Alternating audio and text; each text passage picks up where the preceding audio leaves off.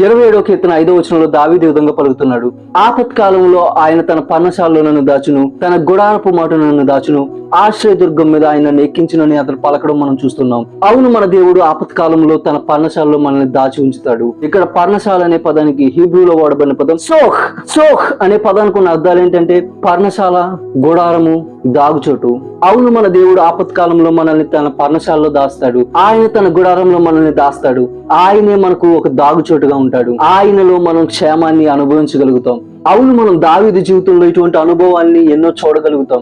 దావీదు భయంకరమైన శత్రువుల ద్వారా తరుముతున్నప్పుడు దేవుడు దావీదుకు క్షేమాన్ని దయచేశాడు. ఈరోజు ఎవరైతే ఆయన దగ్గరకు వస్తారో, ఎవరైతే ఆయనలో ఆశ్రయం కోరుకుంటారో, దేవుడు వారికి దాగుచోటుగా ఉండి వారికి సంరక్షణ దయచేస్తారు. ఈ రోజు మనకు వస్తున్న ఆపదల్లో, మనకు వస్తున్న శ్రమల్లో మనం దేవుని దగ్గరికి పరిగెత్తగలిగినప్పుడు, ఆయన నీడను మనం ఆశ్రయించగలిగినప్పుడు దేవుడు మనకు సంరక్షణ ఇస్తాడు.